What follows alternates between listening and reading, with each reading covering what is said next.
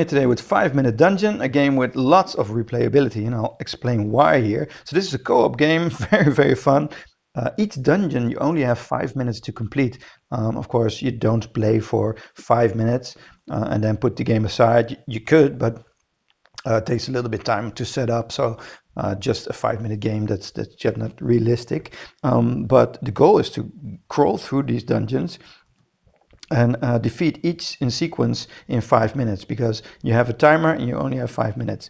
Now the premise works here. It's not a board game, but you have these monster cards, these bad guy cards, and you have to get to this person and defeat him with these tokens.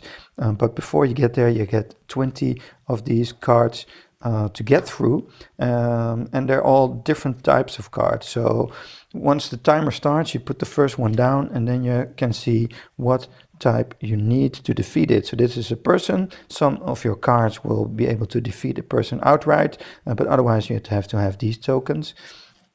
Now you can all choose a hero, and the replayability comes in because you have like these different heroes, 5 of them, and you can play with 5 at a time, so each can play one. But you also have the other side with another ability. So even though this is blue, one hero, you can change that and use the other ability. So that's a little bit of replayability here. This can teleport, discard 3 cards to defeat an obstacle.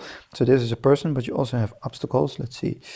Oh yeah, so this is an obstacle. You'd either have to have 2 books or use like your hero's ability to defeat an obstacle. Some cards can defeat obstacles, and this one can stop time, pause time until someone plays a card, which is also quite handy because you only have 5 minutes. Now this will turn into complete chaos because you have to find like a balance between talking to each other and just throwing stuff to defeat these monsters. Each of you has this hand of cards, and depending on with how many you play, you get more or fewer of these cards, and each deck has its own special abilities. So this one has like this magic bombs. You can use this as each resource, but it also has a little bit more books than others. And this one is the yellow one, so you get this yellow deck. And this one has a little bit more shields, and this one can discard 3 cards to make everyone else draw 2 cards, so that's pretty cool. So let's say this is our hand. This is the first thing. We'd have to defeat this person. We'd have to have 2 arrows. So we can now like discuss, hey, do you have any arrows? No, I don't, but I have like this magic bomb. Well, when you do that, you don't have enough time to defeat all of these 21s and then the monster as well in 5 minutes. So you just have to throw some of these on. And if you see it's a person, you have a card, destroy a person. Then you just have to yell that out really quickly before anyone else puts some these cards in to defeat that monster, because once you put that here on the stack, it's gone. You can't get that back because someone destroyed this card already. You really have to take into consideration that someone might have that. And work together. So now we need another arrow and a shield. This one has a shield, so you can throw that on the pile. I don't have an arrow, and you say you can only have 4 cards in your hands depending on with how many you play. I can't throw this sword away and draw another, and maybe that is hopefully an arrow, so we can defeat this one. And this one can have 4 cards as well. Also not an arrow. I'll also throw a book in there, and this and now an arrow, and now this card goes away and can go to the next. And then you have to defeat this as an obstacle. So let's say I have the obstacle one. I can throw my cards away on the discard pile and then defeat this instantly. But perhaps this person already threw a book there, so that's gone.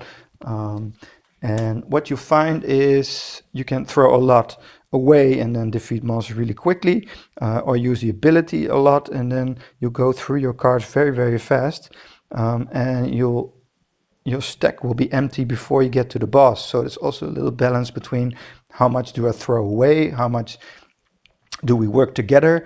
So there's a really cool balance here. Sometimes you'll just be out of cards, sometimes you'll just be out of time before you get to the boss, and just the right balance of working together and also doing things really quickly gets you to the end here.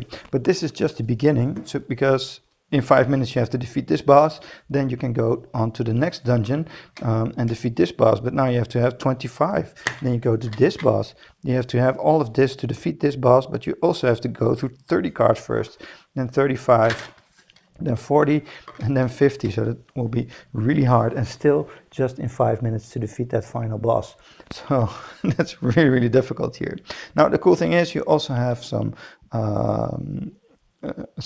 expansion packs. So we got the one with another hero here. So you get this purple hero, you get another player, so you can play this with 6, which is cool, but you also can just play with fewer and then choose this every once in a while. You also get these curses as an addition, so even more of these types of cards, more of mini bosses that you get in there, and different ways of playing. A few of these special swords that you have, so just some really cool extra additions here to the base game that make it just a little bit more challenging and more ways of playing, so even more replayability. So I'm really glad that we got this one, so we could play this with 6, but also just a little bit more of versatility. So I really recommend getting that expansion pack as well.